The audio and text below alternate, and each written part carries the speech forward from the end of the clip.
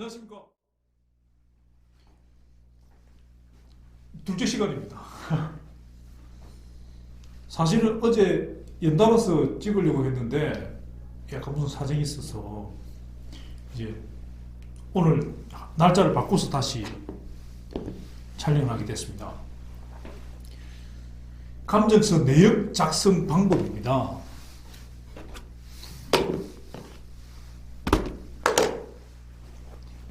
감정 내역, 지금 어제 우리가 첫 1교시에 한 거는 이제 현장 조사 방법에 관한 이야기입니다. 현장 조사를 어떻게 할 거냐, 어떤 특정한 항목에 해당되는 부위를 조사를 하는 거죠. 그러니까 그 위치 정보가 있어야 될 거고, 그 조사한 현황 사진이 있어야 될 거고, 현황을 이제 확인하는 거죠. 그 다음에 그게 만약 수량을 산출을 해서 이제 보수비를 뽑아야 될 상황이라 그러면 수량을 산출해야 되는 거고, 거기에 대한 상태를 좀 정확하게 메모를 하는 그런 기록들이 필요한 겁니다. 근데 그게 뭐 조그만 건물들에 하자는 뭐 크게 문제가 없겠지만, 아파트라든지 또 뭐 대형 집합 건물들, 아주 많은 수의 집합 건물들은 엄청난 정보들이 쌓이니까 그냥 수기식 야장으로 하기에는 이제 시대적으로, 그리고 여러 가지 재반 주변에 있는 기술적 기반으로 보면 수기식으로 하는 건 이제 너무 올드한 방식이다. 좀 더 디지털화된 혁신적인 뭐 조사 방법이 좀 필요한 거 아니냐는 차원에서 제가 저희들이 바로 체크를 하고, 대한민국에서 유일한 거죠. 저희들이 5년 전에, 무려 5년 전에 개발해가지고 뭐 상용화를 시도했는데, 실제로 뭐 몇몇 감된 분들이 많은데, 저희들이 이제 좀 더 업그레이드 해가지고 하반기에 다시 재출시를 할 예정입니다. 그래서 그런 수량 산출이 다 되었다고 하면 이제 내역, 비용을 뽑아야 되는 거죠. 그래서 하자 보수비를 중심으로 감정 내역서를 좀 설명을 드리겠습니다.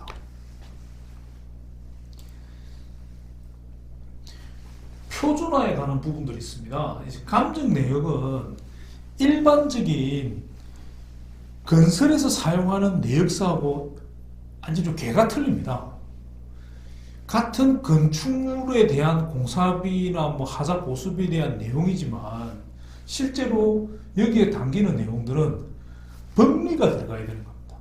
하자는 손해배상 청구, 그리고 공사비는 공사대금 채권이잖아요. 그걸 이제 바라보는 관점, 판사님들이나 변호사님들 법리적으로 이걸 어떻게 정리하느냐의 관점에서 그 내역서를 정리를 해줘야 됩니다.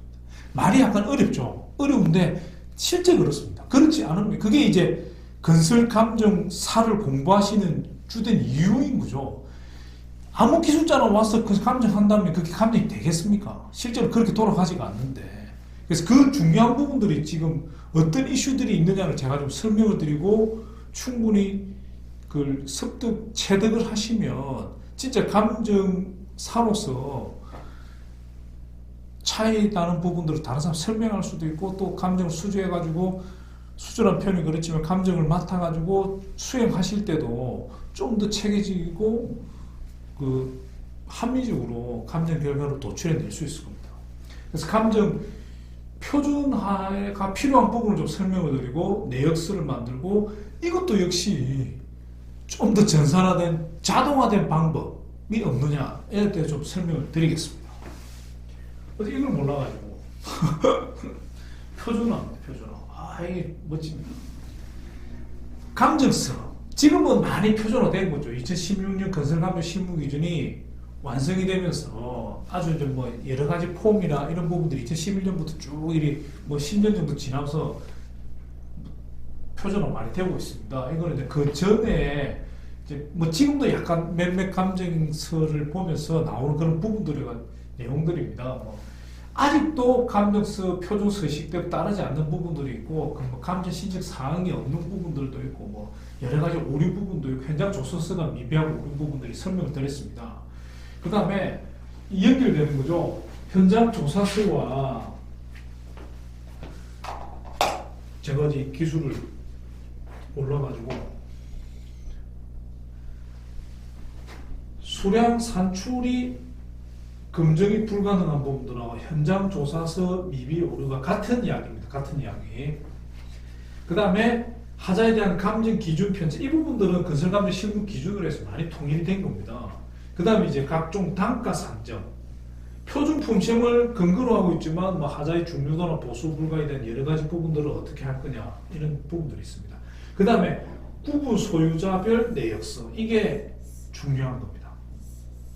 공동주택에서는 구분 소유자별로 내역서가 다 구분이 돼야 되는 겁니다. 그러다 보니까 감정서의 어떤 양이 굉장히 과다해지는 문제가 있는 겁니다.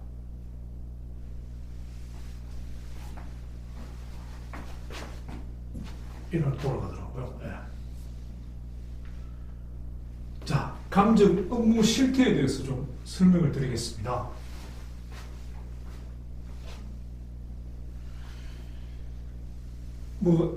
이 부분들도 좀 오래된 자료가 돼가지고, 근데 실제적으로 감정이 대부분 1년에 한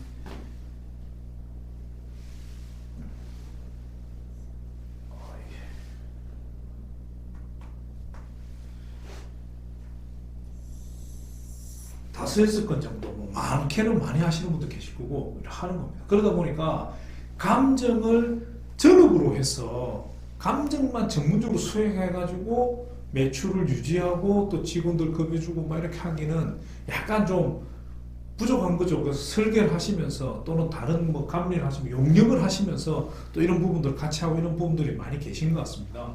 그래서 그런 부분들이 있는 거고요. 그래서 감정하고 다른 업무를 하다 보면 전문성이 약간 떨어지는 경우가 많다는 거죠. 그래서 실제적으로 또 아웃소싱을 주는 그런 문제들도 있고 그런 게 많습니다. 지금 하여튼 그런 업무 실태는 좀 점차적으로 개선이 되고 있지만 이런 지적되는 문제들이 있다는 겁니다. 또 하나 감정인 업무 실태에 관한 문제는 그렇다 치더라도 또 하나 이제 솔루션, 저는 이제 항상 솔루션이라는 게 있어야 된다는, 그게 어느 하나의 업력으로 건설 감정이라는 분야가 자리를 잡고 정책을 해서 건설 감정이 약간 넓은 의미로 보면 건설 분쟁을 다루는 거지 않습니까? 건설 분쟁의 관점에서 이 내용을 좀 바라보면 분쟁이라는 카테고리에서 실제로 송사로 이어지는 부분들이 바로 건설 감정입니다. 감정인데 이런 카테고리가 정착이 되고 누구나 사람들이 인정하고 이 법원에 가면 감정을 해야 돼 이런 여러 가지를 극소수가 아니고 대중적으로 일단 인지도 되려면 저는 기본적으로 업무의 매뉴얼도 확립이 돼야 되지만 솔루션이 있어요. 솔루션. 설계를 예를 들어 보시죠. 설계를 예를 들어 캐드, 오토캐드. 요즘은 BIM으로 가는 거죠. 구조, 마이다스라는 회사가 거의 독점으로 마이다스 젠도 있고 여러 가지 있습니다. 적산 EMS 몇 개 여러 가지 이런 내역 프로그램들이 거의 있죠. 근데 건설 감정 분야에서는 이런 솔루션들을 캐드나 엑셀로 하죠. 적산도 안 하고 하다 보니까 좀 전에 말씀드렸듯이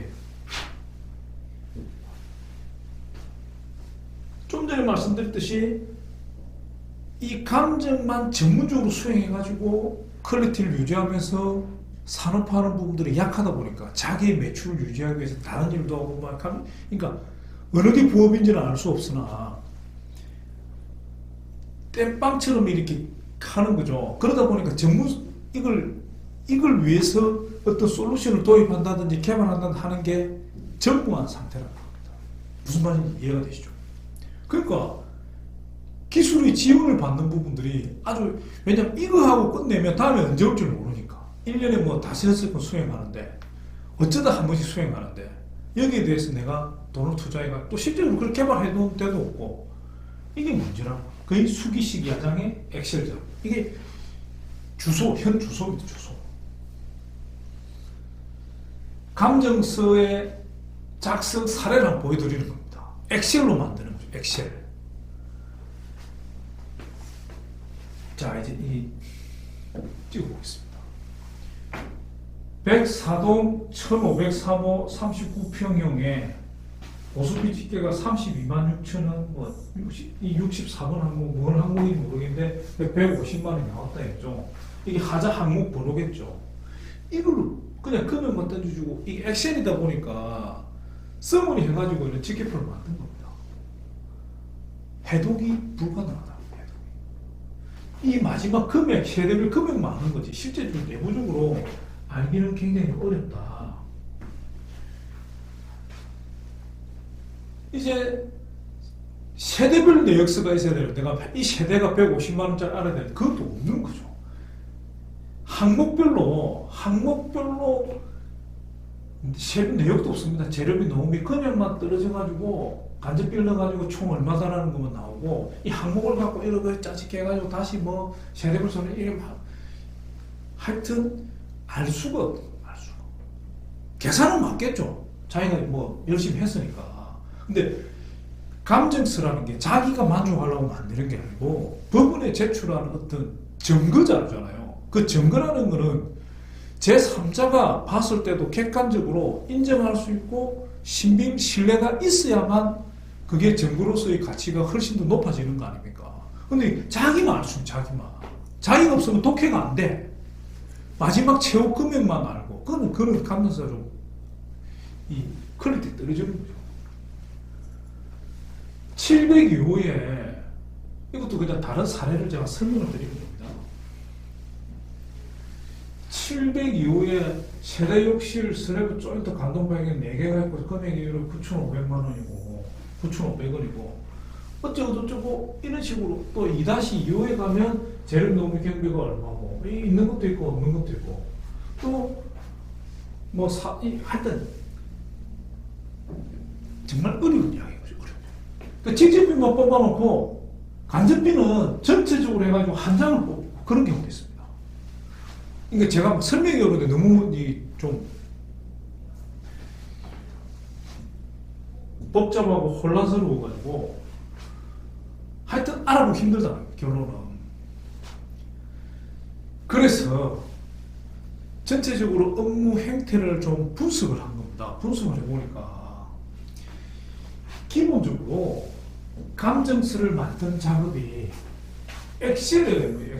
엑셀은 특정한 로직이 없이 사용자가 어떤 형태를 하느냐의 시트를 정리하기 나름이잖아요. 그래서 중구난방 자기 마음대로 만드는 거. 자기 마음대로라기보다는 자기 스타일대로 만드는 거. 그래서 리커를 걸고 다시 계산하고 하다 시간이 많이 걸리고 분량이 굉장히 엑셀 전문가가 있어야 되는 거죠. 그러니까 감정서 평균 작성 기간이 100일이 더 걸리는 겁니다. 3개월. 감정 내역서 작성 용도도 세대별 하자 체크리스트까지는 다 만드는 거죠. 세대별 이거는 이제 야장이죠. 야장. 세대 조사는 하자 체크리스트 만들. 이걸 정리할 때 수량산출을 뭐 세로로 하는 형태도 있고 가로로 하는 형태도 있고 이 대값별을 만드는 이제 여러 가지 형태로 만드는데 중구난방, 각양, 각색, 백인이 백색이라는 거. 그래서 이런 부분들을 좀 어떻게 합리적으로 통일하느냐는 부분들이 필요한 겁니다. 그래서 2011년부터 건설감독 실무 기준을 만든 2016년 뭐 이런 식으로 딱 좀 어느 정도 포맷을 새로 정리하게 된 겁니다. 그래서 표준 감정 내역서라는 게 나옵니다. 표준 감정 내역서. 표준 감정 내역서가 뭐냐? 왜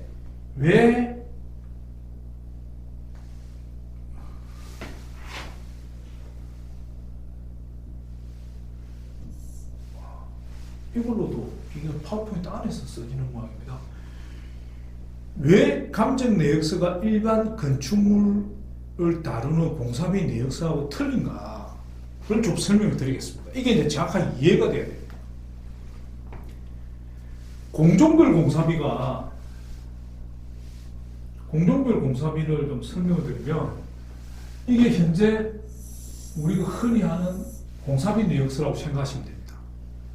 공사를 하는 내역서는 산출하는 시점 자체가 설계 시점, 현재 집을 지으려고 하는 이 시점이 그죠?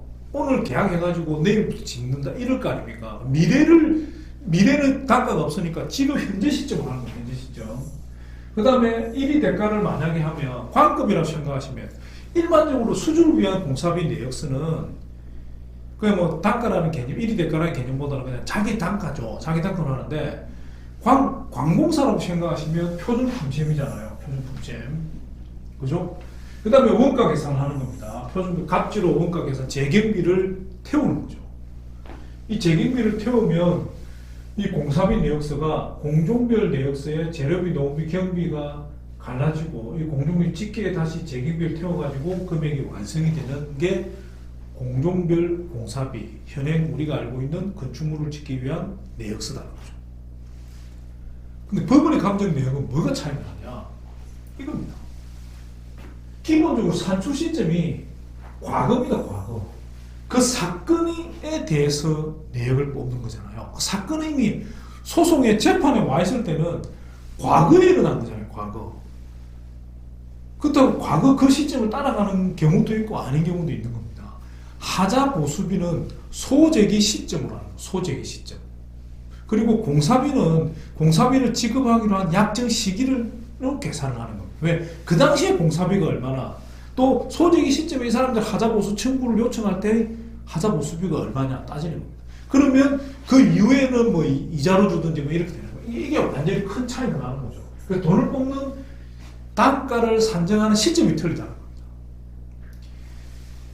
1위 대가라 그러죠. 품셈으로 하는 경우도 많지만 품셈으로 하는 경우도 있지만 시공 비용의 차익으로 하는 경우도 있습니다.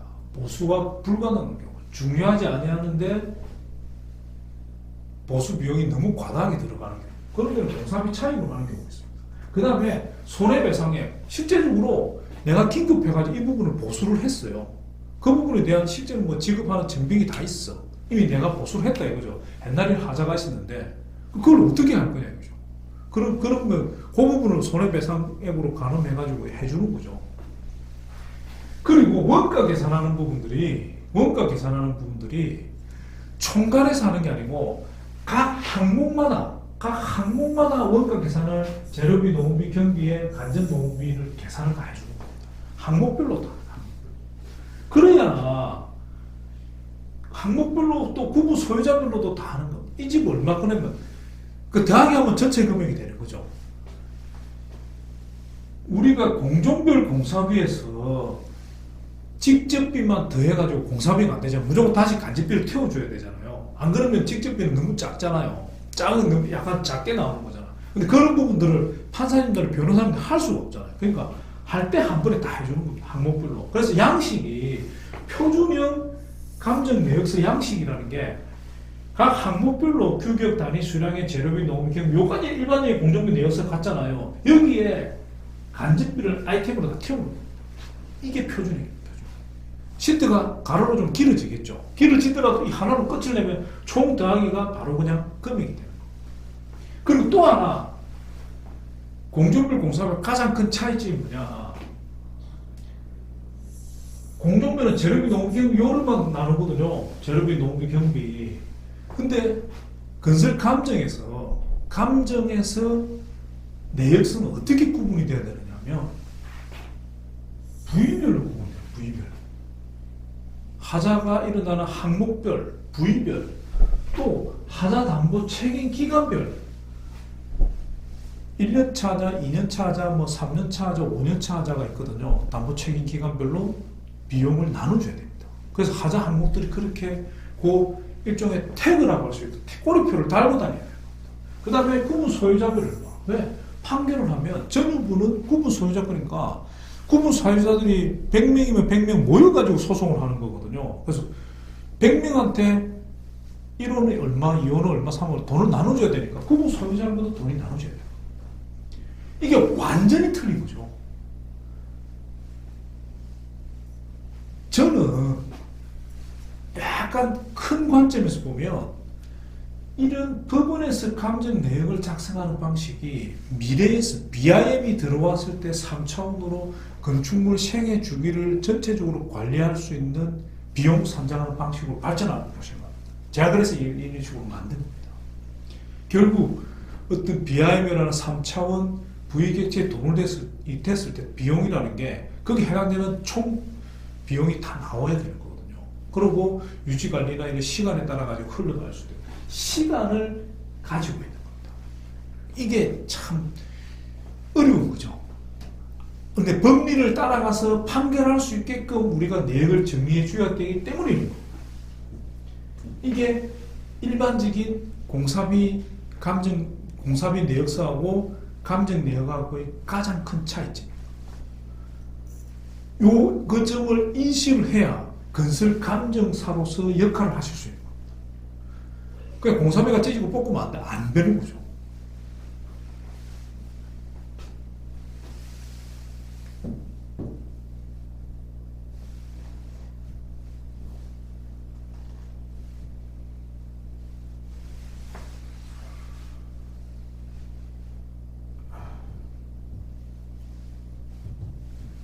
이게 안 넘어가지네.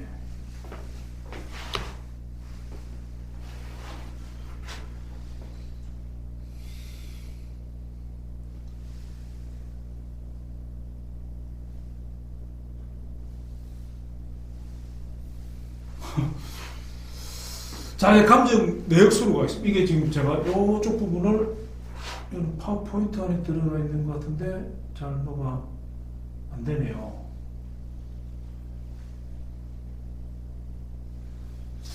이거 틀린 것 같은데. 예, 됩니다. 자, 이제 감정 내역서를 가지고 설명을 좀 드리겠습니다. 구체적으로. 일단, 뭐, 공사비도 보니까 나오듯이, 하자 담보 기간별로 담보 체험 기간을 나오는 총괄표가 딱 있는 겁니다. 이 현장에 돈은 얼마다? 7억 2,400이다 딱 나오는 거죠. 전용 부분은 1억 1,300, 공용 부분은 뭐, 이게 담보 책임 기간별로 2년차, 3년차, 5년차, 10년차, 뭐, 주택법은 요즘은 같아지니까 큰 그게 없습니다.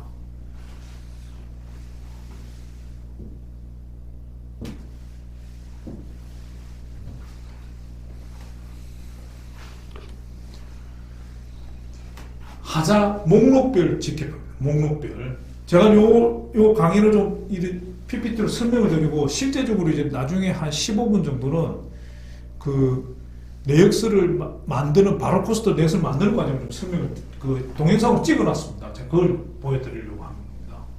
이제 공용 부분 뭐 목록별 직계표 여기서 보시면 우리가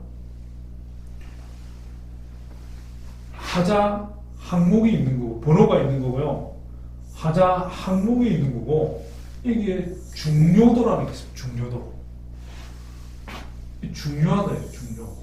지하층, 집수정, 뭐 일부 미시공. 집수정이 시공이 안 돼 있는 하자가 있는 겁니다. 중요한 거죠.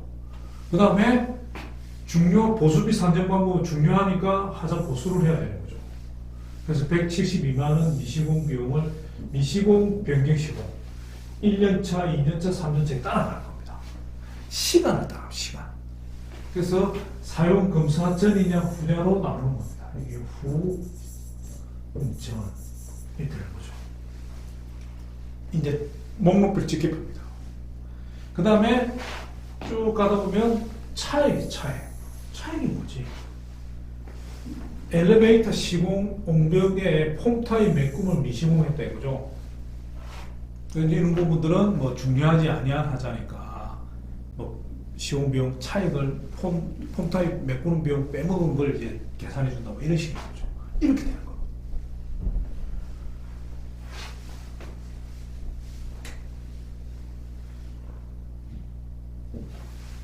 이게 이제 그 법리에서 따지는 하자담보 청구에서 민법에서 따지고 있는 그런 부분들이 녹아 있는 겁니다. 여기에.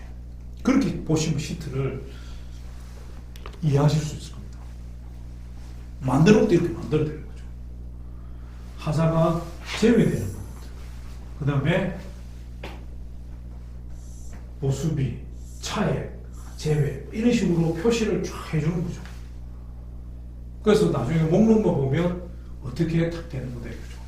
여기에 전유구전 0001의 발코니 전실 걸레바지 페인트 미시공이 1200만 원이잖아요.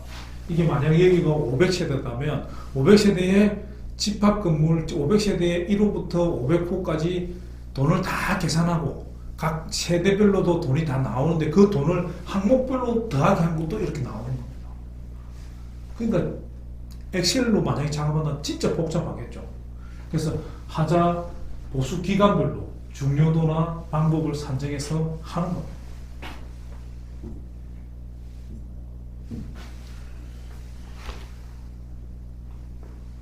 구분소유자. 말씀드렸다시피 1호부터 뭐 100호다 그러면 다 돈을 계산하는 겁니다. 이에 대한 세대별 내역도 있는 겁니다. 301동 204호 전유 44, 45 사이 항목별로 수량이 나올 거고 단가가 나올 거고 직접비가 얼마고 여기에 간접비를 계산하면 총 얼마다. 그래서 44번은 5,000원이고 45번은 10만 원인 거죠. 이 수량들은 어제 1교시에 설명드렸던 현장 조사서에 있는 수량이 올 거죠. 그럼 딱 맞을 거 아닙니까, 아우가. 이게 다 집계를 해가지고 전체적으로 만드는 겁니다. 이해가 되시죠? 그래서 이 내역을 원가 일체형 내역서라고 합니다. 그렇지. 직접 공사비 내역과 간접 노무비 각종 책임비 일감분을 원가 계산금 일체형으로 표기해가지고 열 방향으로 하자남부 책임 기관별로 쟁점상의 항목을 정리한다는 거죠. 한눈에 알 수 있어요. 미래형 저는 내역서는 이렇게 간다. 이게 만약에 지금 항목이지만 BIM이나 3차원에서 V라고 생각하시면 되는 겁니다. 바닥은 얼마, 벽은 얼마, 조명은 얼마, 저는 유리는 얼마. 단지 유리 직접 공사비가 아니고 간접비까지 포함된 금액이 얼마 이렇게 돼요.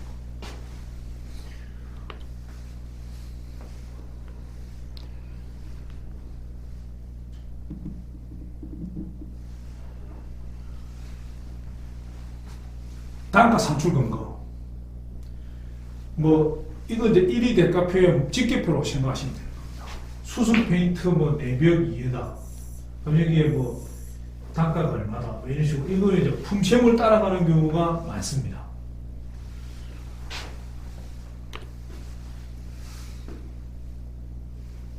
수량산출서. 이 수량산출서는 말씀드렸다시피 여기에 야장으로 이게 제가 야장을 캡처합니다. 야장으로 만든 이런 숫자들이 타는 거죠. 그러니까 이 야장은 수기식으로 만들고 이 야장 또 이런 엑셀 폼을 만드는 거죠. 이 엑셀이라는 거는 프로그램이잖아요. 근데 만드는 행위는 사람이 해야 되니까 이런 걸 수동 프로세서라고. 그리고 단계별로 가는 거죠. 요게 있어야만 요걸 만들 수 있는 거죠. 그러니까 요 숫자들을 채워 넣는 거죠, 이렇게. 이 숫자들에다가 좀 전에 말씀드린 단가를 정리를 해서 곱하면 돈이 되는 거죠. 돈을 만드는 거죠, 돈을. 그 내역서라는 걸 만들어야 되는 겁니다. 자, 이제 바로 코스트를 설명을 드릴게요. 요 바로 코스트. 건설 감정에서 내역서를 만드는 것은 제가 좀 전에 설명드렸듯이 계속 강조하지만 일반적인 EMS나 뭐 여러 가지 이런 공사비 내역서로는 만들 수가 없다. 왜? 시간이 들어가야 되고 V라는 항목 V라는 좌표가 들어가야 되고 또 직계 구분 소유자별로 돈을 구분을 해줘야 되는 거예요. 근데 이게 너무 복잡한 거죠. 그래서 저희들이 바로 코스트라는 건설 감정 전용 내역서를 만든 겁니다. 이제 감정서 내역서가 바로 요 부분이에요. 내역서.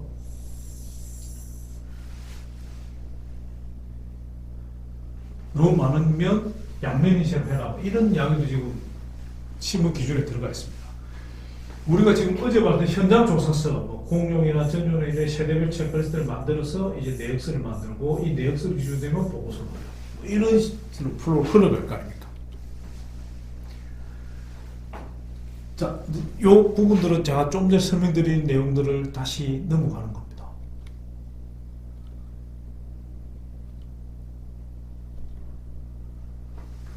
좀 전에 설명드린 그대로 동일하게 되는 거죠. 그러면 이걸 지금 이제 엑셀로 내가 만들어야 되겠다.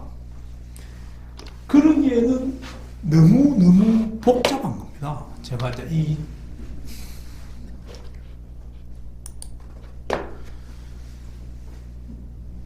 설명드릴 내용이 복잡하니까 어떻게 하면 쉽게 만드느냐. 이게 교육이 돼야 되는 거 아닙니까? 교육에서.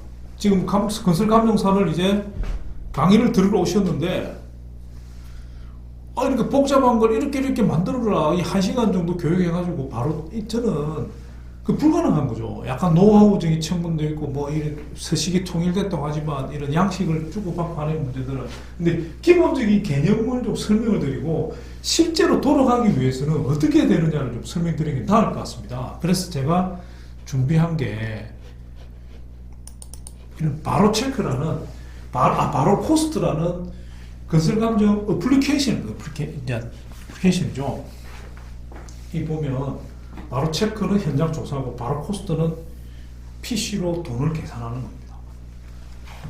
이거 사실 작년까지 무료로 쓰게 해드렸는데 쓰시는 분이 없어가지고 실제로는 지금 뭐 그림 서비스에서 지금 외부로는 제공을 하지 않고 있습니다. 근데 혹시 저희들이 이제 이렇게 필요하시면 이제 뭐 도와드리는데 지금은 이제 하반기에는 좀 많이 세팅해가지고 우리 하려고 합니다.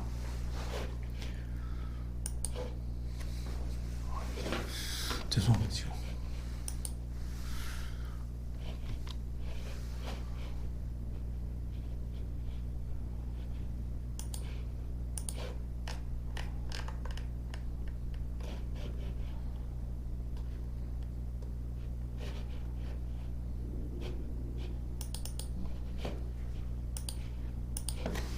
자, 여기부터 좀 설명을 드리겠습니다. 사건 정보를 넣는 이제 메뉴 부분이 있는 거고요. 바로 코스트를 이제 다운로드에 그냥 쓸 수 있게 해드렸다고 말씀드렸잖아요. 지금은 뭐 안 써가지고 거의 공짜로 막 했는데 몇 분만 쓰셔가지고 저희들이 지금 서비스를 일단 내려놓은 상태입니다. 그래서 우리가 자체적으로 쓰는 데는 이런 프로그램을 다운받아서 설치하고 이런 식입니다. 그래서 아이콘이 생기고 이제 되는 거죠. 로그인도 아주 간단하게 해서 할 수 있도록 해놓은 겁니다. 그러면 이제 프로그램이 이렇게 보이는 겁니다. 그러면 사건을 등록을 하고, 사건 등록하고, 사건을 등록하면 사건의 뭐 세대수나 주수나 이런 여러 가지 사건 정보를 입력을 하고요. 그 다음에 수량 산출 파일이 있어야 되는 거죠. 현장 조사를 통해서 만든 수량 산출 파일. 항목이 있는 거고, 규격 단위가 있고, 소개가 있고, 각 부위별로 수량이 쫙 들어가는 겁니다. 바로 체크로 만들면 이걸 자동으로 만들어주는 거고, 아니면 자기가 이렇게 이런 형태로 만드는 겁니다. 수량을 정리할 때. 간단하죠. 항목이 있고 수량이 있는 거죠. 거기에 부위가 나오는 거고. 그 다음에 전유도 마찬가지입니다. 전유도 항목이 있고 수량이 있고 호별 부위가 수량이 나오는 거죠. 그러면 뭐 각 부위 도전 분량, 천정이, 요 보일러 분량이 뭐 여기는 보일 분량이다. 이런 식으로 각 세대. 여기가 좌표입니다. 좌표. 공간. 이 엑셀 두 개를 이제 수량은 정리해서 돼 있는 거고, 이거는 동일한 항목에 이제 단가. 재료비, 노무비, 경비, 단가가 들어갈 거 아닙니까? 단가. 이거는 이제 일반적인 그런 내용들인 겁니다. 단가 곱하기 수량이 비용이 되는 거잖아요. 그 다음에 이런 단가 부분을 재료비, 노무비, 경비라는 단가를 이래가 품셈이라고 말씀드렸잖아요. 공용 부분, 전용 부분을 정리해서 엑셀 시트로 만드는 겁니다. 여기가 단가고, 그 다음에 산출 조건이라는 게 있습니다. 산출 조건. 복잡하다 말씀드렸잖아요. 복잡한 옵션들을 집어넣어 주는 겁니다.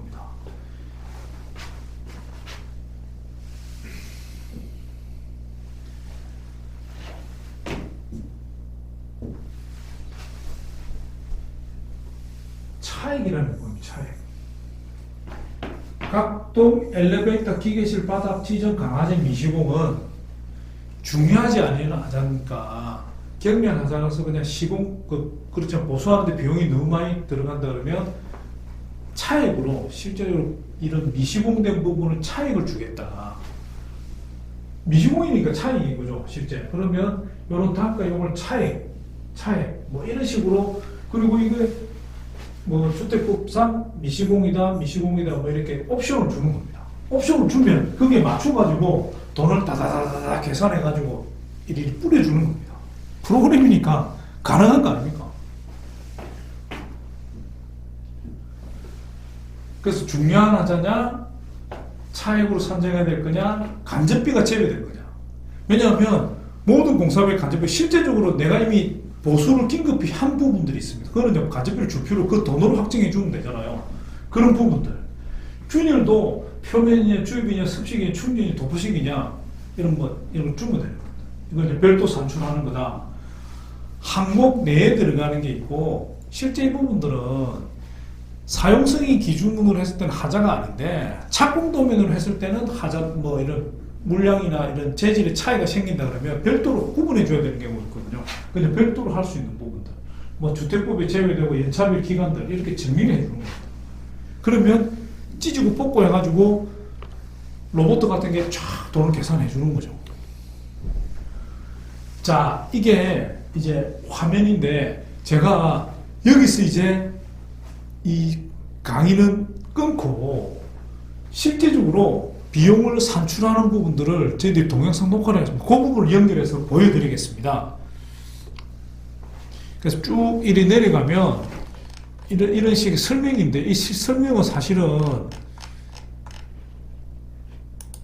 뭐 이렇게 내역서가 이렇게 내역서가 만들어진다는 거죠. 그것도 요거까지 전부 동영상을 찍어놨습니다. 그래서 동영상을 한번 보시는 게 한 10분 내외니까 괜찮을 것 같습니다. 그래서 실제로 이렇게 내역서를 만들어서 심플로 복잡한 내용이지만 쉽게 만들 수 있는 거죠. 만들 수 있구나라는 겁니다. 일단 요 직함된 내역서 강의는 요걸로 마치겠습니다. 감사합니다.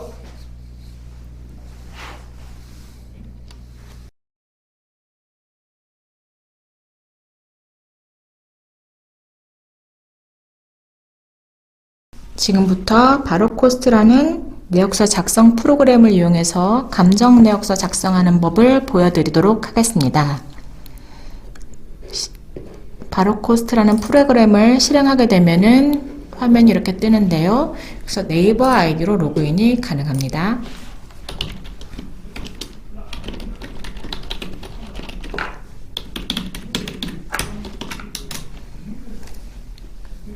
바로코스트에 네이버 아이디랑 비번을 쳐서 들어가게 되면은 프로젝트 현황이 나오게 됩니다. 여기에서 새로운 사건을 등록해가지고 내역서를 작성해 보도록 하겠습니다. 여기 오른쪽에 사건 등록을 누르면은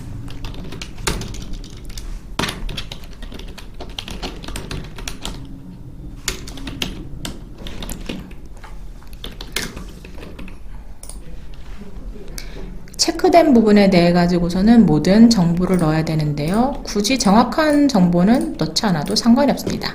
사건을 등록을 하면은 이렇게 감정내역서 작성 시범이라는 이 탭이 새로 만들어졌습니다.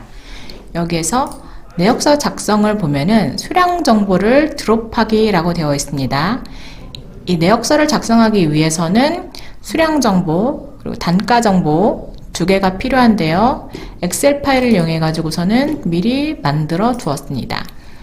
입력 파일에 수량 정보를 열어보도록 하겠습니다. 보면은 공용이랑 전유 부분 1동부터 408동까지 시트가 나뉘어져 있습니다. 보시면 A, B, C, D에는 여기에는 감정 항목이 들어가게 되어 있습니다. 감정 항목을 넣고 단위, 그 다음에 오른쪽에 보시면 위치 정보가 들어갑니다. 공용 같은 경우에는 외벽, 엘리베이터 기계실, 지붕층, 계단실 뭐 이런 식으로 나뉘어져 있습니다. 해당 위치에 해당 항목에 맞는 숫자를 입력을 해 주시면 됩니다. 이렇게 해서 공용 부분 만들어졌고요. 전유 부분에는 A, B, C에는 항목이 들어가는 거는 동일하고요. 오른쪽 위치 정보에는 해당 호수가 들어가게 됩니다. 202호, 202호 이런 식으로 호수가 들어가고, 여기에도 마찬가지로 조사한 내용을 바탕으로 해당되는 항목에 이러한 조사 수량을 넣어 주시면 됩니다. 그래서 401동, 2동 해서 쭉 해가지고 수량 산출이 만들어져 있습니다. 이 수량 산출서를 가지고 오게 됩니다.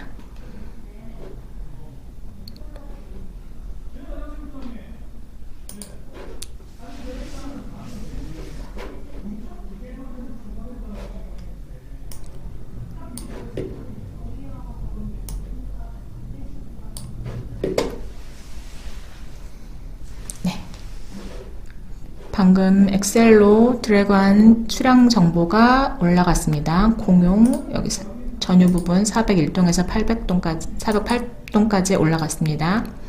그 다음에는 단가 정보 탭으로 갑니다.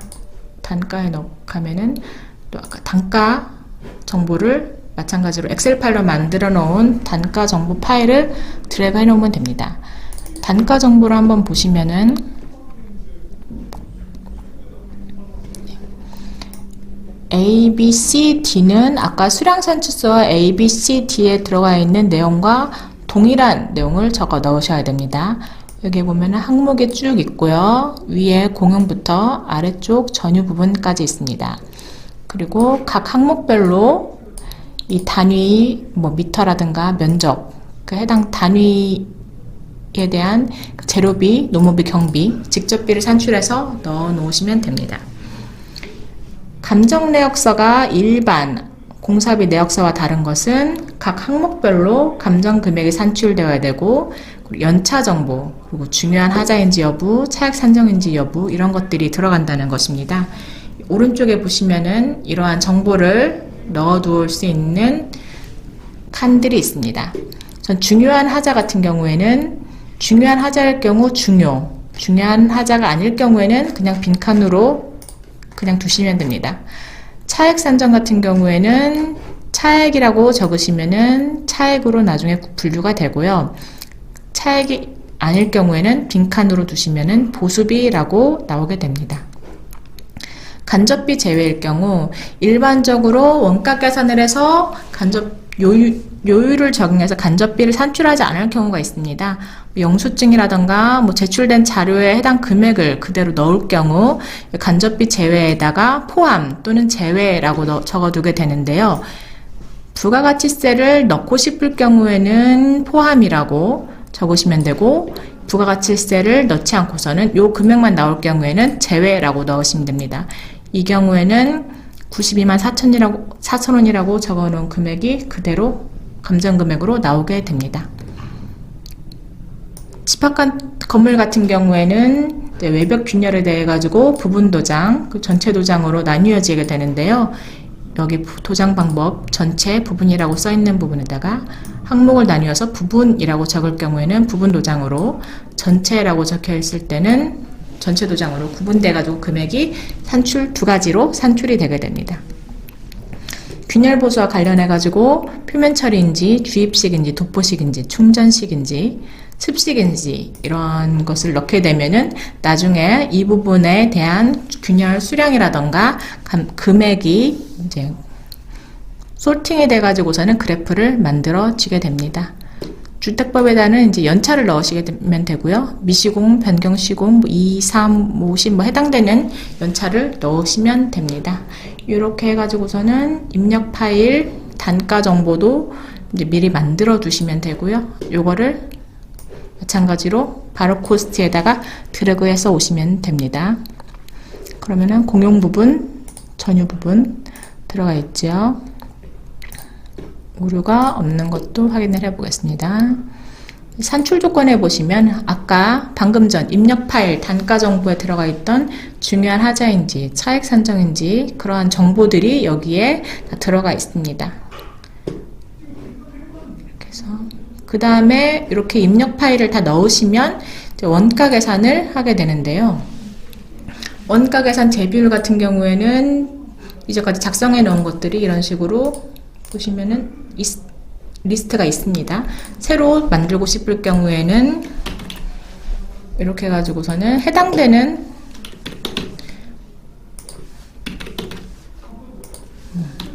이런 식으로 숫자를 넣으시면 되고요. 숫자를 넣으신 다음에 저장을 누르시면 됩니다. 이번에는 미리 만들어 놓은 것을 적용을 해서 내역서를 만들어 보도록 하겠습니다. 2019년 1월 7일자 조달청에서 발표한 원가계산 제비율에 적용된 그 요율을 적어서 넣고 요거를 이제 실행을 누르시면 됩니다.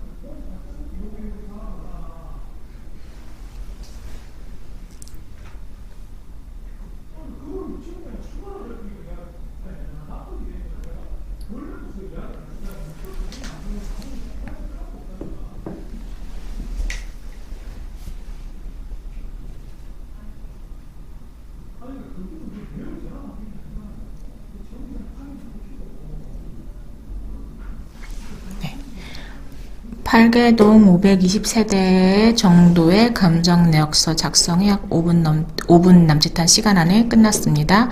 이제 아카이브라고 누르시게 되면은 감정 내역서를 바탕화면에다가 저장이 가능합니다. 네.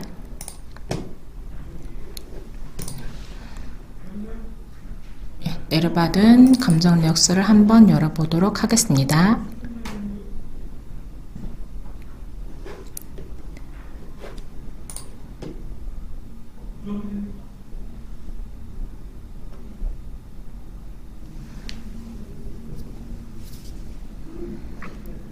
결과값이 엑셀 파일 하나에 다 나오게 되고요. 시트를 보면은 하자 보수비 총괄표, 공용 전유 부분 하자 목록별 보수비 집계표, 공용 부분 공간별 집계표, 공용 부분 공간별 감정 내역서, 전유 부분 세대별 집계표, 전유 부분 감정 내역서, 분석 차트 이렇게 나옵니다.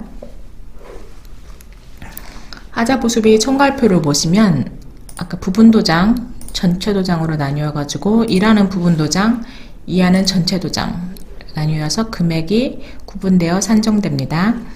하자별로 아까 중요라고 써있는 부분이 공용 전유별로 연차에 따라서 구분된 금액이 적혀 있고요. 나머지는 경미한 하자로 들어가서 이렇게 금액이 나오게 됩니다. 1안을 기준으로 해서 아까 보실 때 차익을 산정한 것이냐, 보수공사비를 산정한 것이냐, 그거에 따라서 연차별로 이렇게 금액이 구분돼서 표로 만들어진 것을 볼 수 있습니다. 공용 부분 하자 목록별 보수비 집계표로 보시면요. 여기 아까 보셨던 감정 항목이 쭉 나열이 되어 있고요. 그 옆으로 해당 항목에 대해서 중요한 하자인지, 보수비 산정인지 차액인지, 그리고 어느 연차에 해당되는지, 감정 금액이 얼마인지 이렇게 나오게 됩니다. 하자가 수량이 없거나 단가가 없을 경우에, 하자가 제외일 경우에는 하자 제외라고 적혀지게 되고요. 2번 같은 경우에는 다시 1, 2, 3, 4에서 여기 13번까지 요 금액의 합계값이 요 2번 제목줄에 타게 됩니다.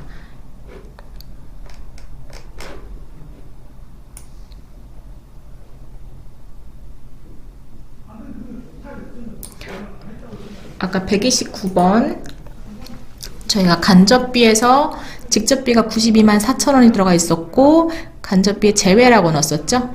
그랬을 경우에는 원가계산 제비율 그 요율이 적용되지 않고 해당 금액이 92만 4천원 그대로 나와 있는 것을 확인하실 수 있습니다. 쭉 내리면 부분 도장 1안일 경우, 전체 도장 2안일 경우가 구분되어서 연차별로 감정 금액이 나와 있는 것을 볼 수 있습니다. 전유 부분 같은 경우에도 마찬가지로 이쪽에 감정 신청 사항이 있고요. 중요한 하자인지 여부, 보수비 산정인지 차액인지 연차에 따라 가지고서는 감정 금액이 구분돼서 들어가 있습니다.